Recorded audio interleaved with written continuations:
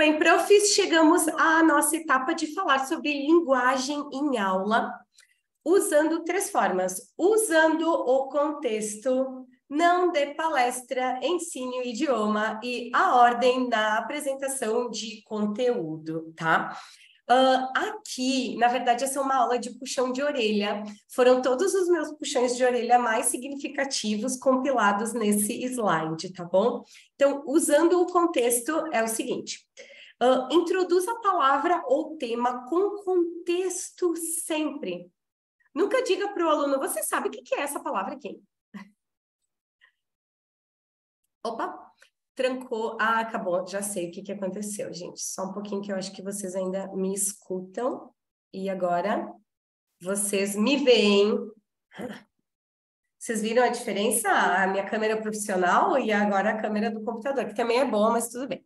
Mas não é aquela, né? Deixa eu ir um pouquinho mais longe agora de vocês. Vou colocar a bateria para carregar. Seguimos por aqui, então. Usando o contexto aqui. Sempre contextualizando a frase, crie um cenário ideal para apresentar algo, usando gestos... Não. Usando gestos, usando mímica, usando desenho, usando imagens, ou o que for necessário para que o aluno tenha um contexto de como aquela palavra é usada. Porque senão ele vai... Vocês ficam muito Google, né? E a gente deixa eles meio viciadinhos nisso do... Tá, prof? Vocês já ouviram isso assim? Você deu toda uma explicação, tentou fazer o aluno pensar, e aí no final ele diz assim, tá, prof, mas como é que é essa palavra em português? Comigo all the time, acontece o tempo todo. Tá, mas e se fosse traduzir, como que seria?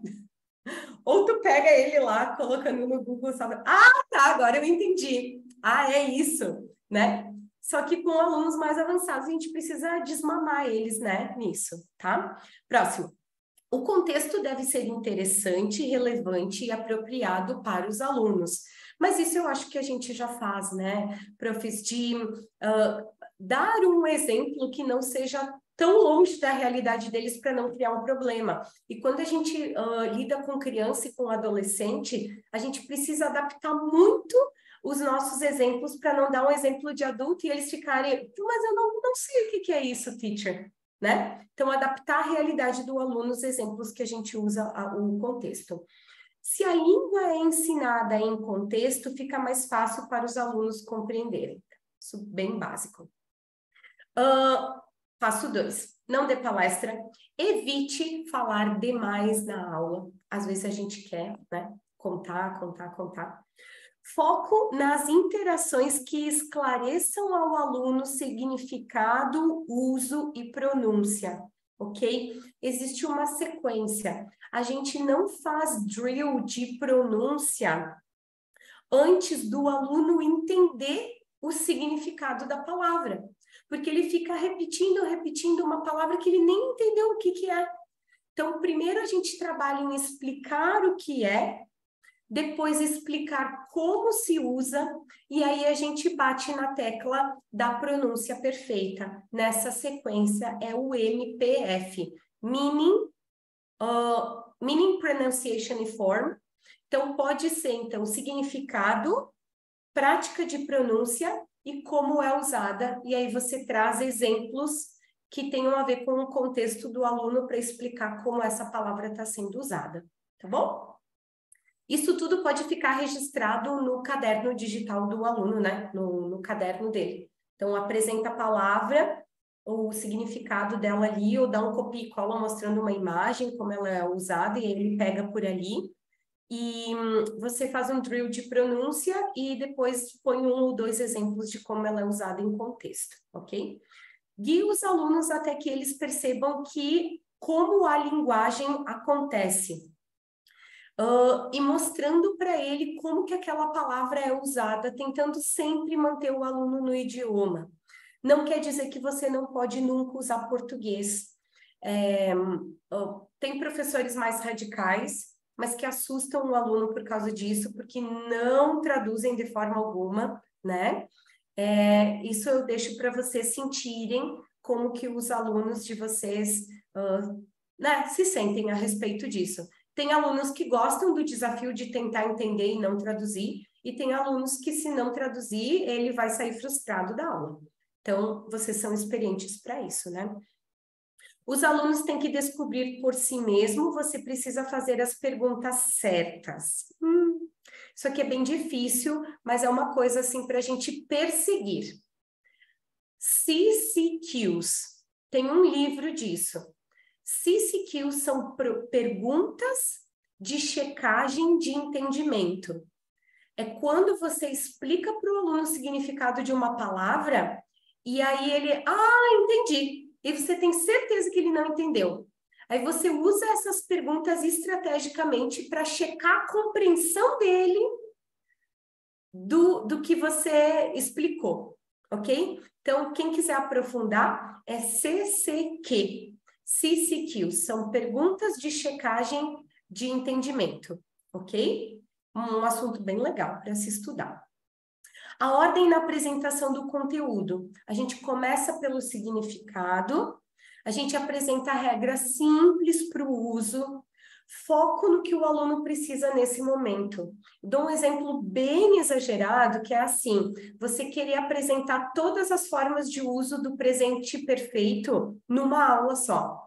O aluno, prof, como é que é aquele have been lá?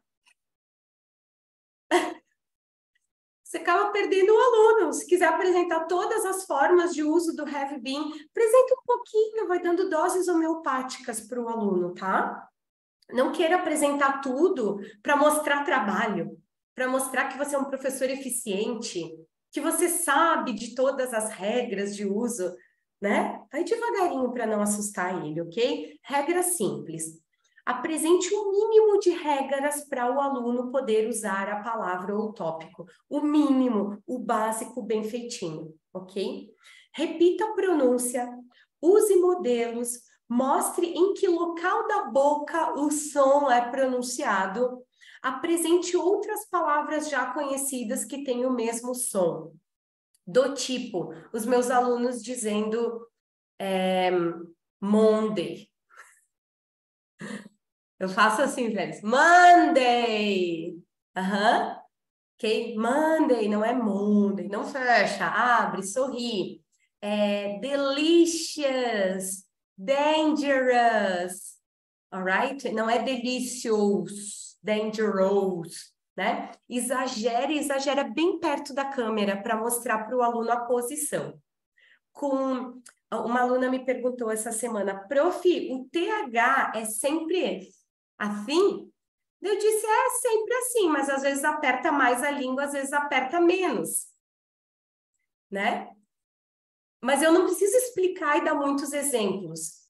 É que nem o think, que é mais solto, e o that, que tem que ter um pouco mais de tração na língua, porque senão fica fat, né? E tem que sentir tremer um pouco mais. Daí eu digo para ela, fala para mim, that, aperta a língua, sente tremer. E agora, I think, é mais solto, não é I think, ok? Acabou aí, deu. Não precisa parar a aula e ir muito além, mas modelar é bom, tá bom? Legal. Linguagem em aula era isso. E aí, no nosso próximo vídeo, nossa próxima aula, nós vamos falar de gestão de grupo. Aqui tem ouro. Então, fique ligado e continue na nossa próxima aula com a gente, ok?